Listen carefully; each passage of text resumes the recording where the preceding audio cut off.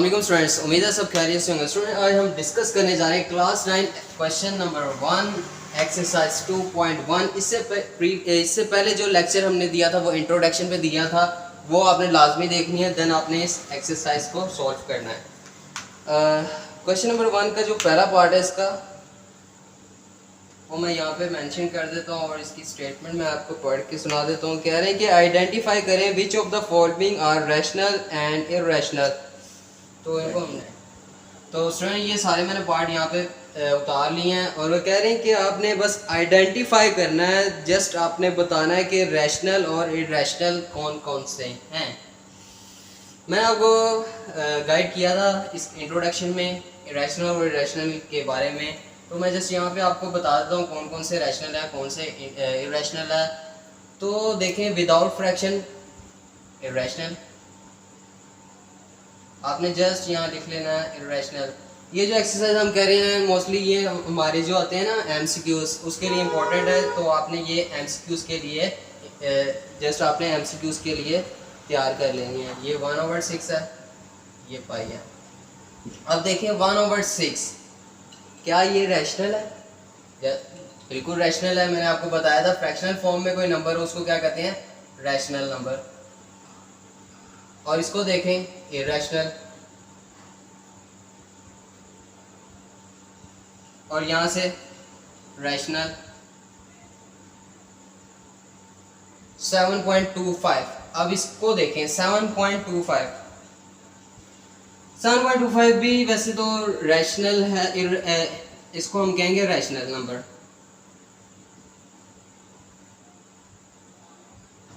उसकी वजह यह है कि 7 पॉइंट की जगह अगर हम पॉइंट ख़त्म करते हैं क्या आता है नीचे हमारे पास 100, तो ये मेरे पास बन जाएगा 72500।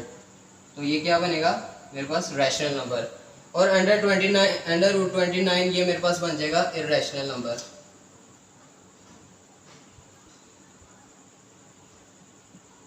तो स्टूडेंट ये हमारा था क्वेश्चन नंबर 1 में हमने जस्ट इसके बारे में बताना था कि ये नंबर्स जो हमें दिए हैं मेरे पार्ट्स ये रैशनल में है या इर्रेशनल में है, आपने जस्ट यही बताना था।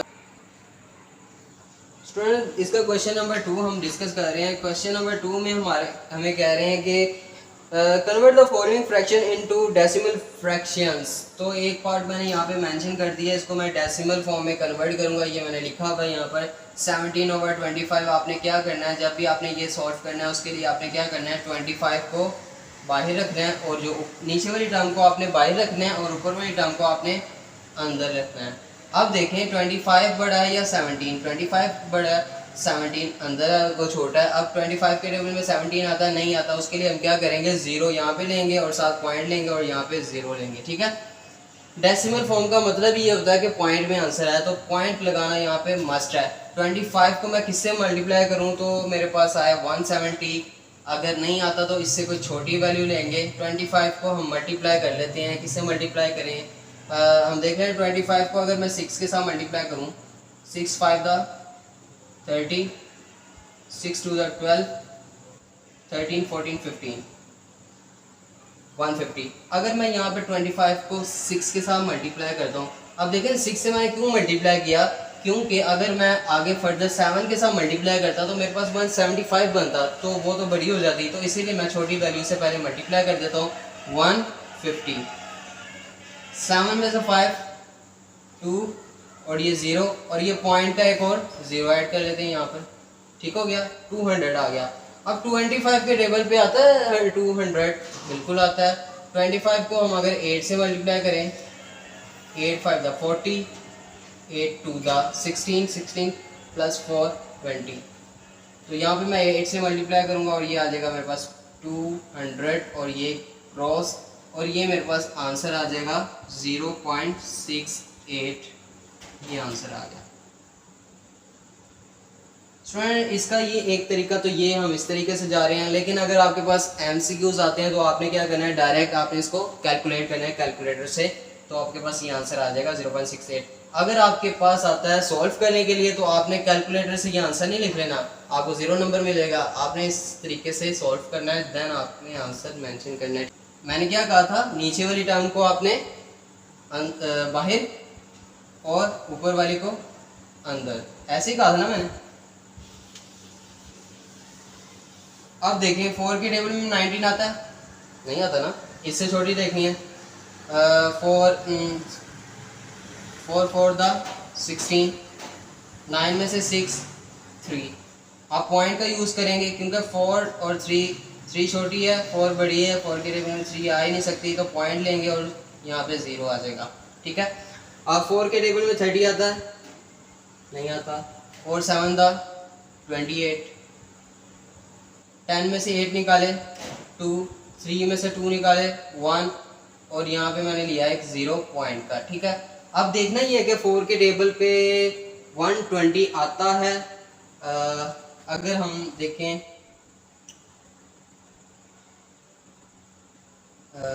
30 के साथ देखें 4 0 4 0 12, ये मेरे पास आ गया 3 0 और यहाँ पे आ गया 120, ये यहाँ पे क्लोज हो गया और मेरे पास आंसर आ गया 4.730।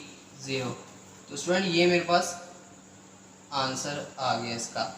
इसके जो फर्दर पार्ट्स हैं 357/8, इसका 4 पार्ट, ये आपने बिल्कुल सेम तरीके से नीचे वाली टर्म को आपने अंदर इंक्लूड कर बाहर रखना है और ऊपर वाली टर्म को अंदर रख लेना है और इसी मेथड से आपने सॉल्व कर लेना है। ठीक है। तो इसका अगला नेक्स्ट क्वेश्चन नंबर 3 देख लेते हैं। क्वेश्चन नंबर 3 में कह रहे हैं which of the following statement are true and which are false. Statements हमें गिवन है, वो कह रहे हैं कि आपने हमें बताना है कि ये जो स्टेटमेंट्स हैं ये क्या ट्रू हैं या फिर फॉल्स है। पहली स्टेटमेंट देखें, पहला पार्ट जो है इसका, थर्ड को डिस्कस कर रहे हैं। पहले पार्ट में कह रहे हैं 2/3 is an irrational number, is an irrational number। वो कह रहे हैं कि ये जो मैंने आपको एक स्टेटमेंट दी है, ये जो नंबर दिया है, क्या ये इरेशनल है। तो आपने पहले जो इंट्रोडक्शन में भी मेरी वीडियोस देखी हैं, तो क्या आप बता सकते हैं कि ये इरेशनल है। देखिए यहाँ पे तो फ्रैक्शन का यूज़ हुआ हुआ है, तो ये इरेशनल तो नहीं ना हो सकती। तो इसको हम क्या कहेंगे, ये रैशनल है और ये हमारी स्टेटमेंट क्या है, फॉल्स है। जस्ट आपने मेंशन कर देना है फॉल्स। अगला दूसरा पार्ट पाई दिया हुआ है, इज एन इरेशनल नंबर।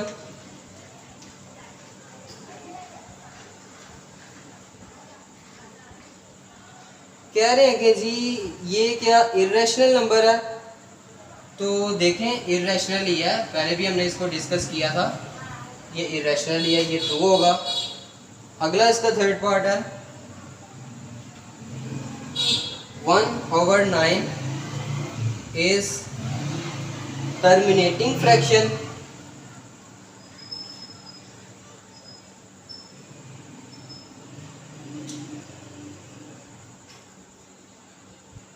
तो स्टूडेंट देखें 1/9 क्या ये टर्मिनेटिंग फ्रैक्शन है। इसको भी हमने एग्जाम्पल में देखा था, अगर आपने एग्जाम्पल में नहीं देखा था, ये दूसरा है। तो 1/9 क्या ये हमारे पास टर्मिनेटिंग फ्रैक्शन है। टर्मिनेटिंग फ्रैक्शन कौन सी थी, जिसकी एक लिमिट बता दी जाती है जहाँ पे वो क्लोज हो जाता है। तो इसको हम ज़रा सॉल्व कर लेते हैं, क्या ये टर्मिनेटिंग फ्रैक्शन है या नहीं है। उसके लिए यहाँ से मैं इसको रेस करता हूँ।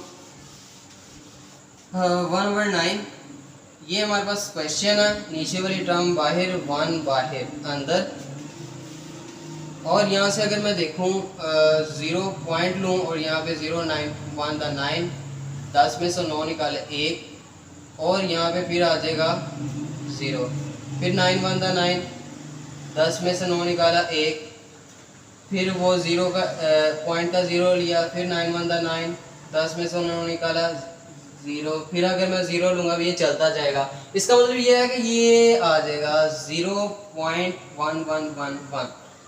कह रहे हैं कि ये टर्मिनेटिंग फ्रैक्शन है, तो इसका क्या मतलब हुआ, नो, फॉल्स हो जाएगा। ये टर्मिनेटिंग तो नहीं है। टर्मिनेटिंग तो वो होता है ना जिसकी लिमिट बता दी जाती है कि आंसर कहीं पे जाके स्टॉप हो जाता है, लेकिन ये स्टॉप नहीं हो रहा, ये चलता जा रहा है, तो इसको हम क्या कहेंगे, ये फॉल्स है।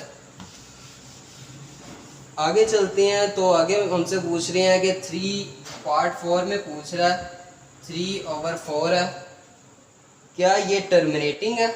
Is are terminating. 3/4 क्या ये टर्मिनेटिंग है? इसको भी वैसे ही सॉल्व करना है।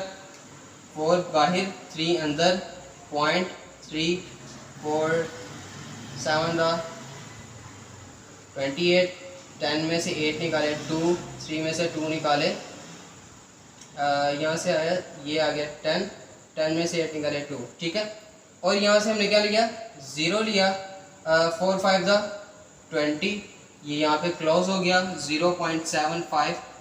तो देखिए ये हमारी एक स्टेटमेंट, जो हमें स्टेटमेंट गिवन थी वो कह रहे हैं कि ये टर्मिनेटिंग फ्रैक्शन है। तो क्या हुआ? ये टर्मिनेटिंग है ना, तो इसको हम कह देंगे ट्रू। अब एक और है पार्ट इसका last, 4/3 is a recurring fraction. 4/3 recurring fraction, वो फ्रैक्शन जो चलती जाती है, जो स्टॉप नहीं होती।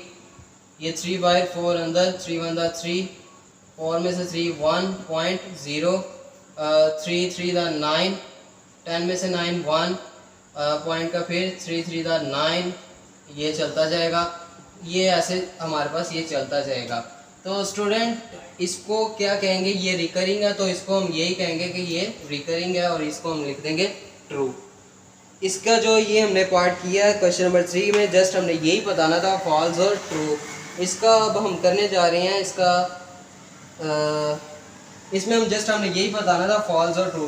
तो उम्मीद है आज के लेक्चर की आपको कम्प्लीटली समझ आई होगी। अगर किसी पार्ट की ना समझ आई हो तो आपने कमेंट सेक्शन में लाजमी पूछना है, तो मैं उसका रिप्लाई लाजमी करूँगा। तो मिलते हैं नेक्स्ट लेक्चर में, तब तक अपना ख्याल रखें। अल्लाह हाफिज़।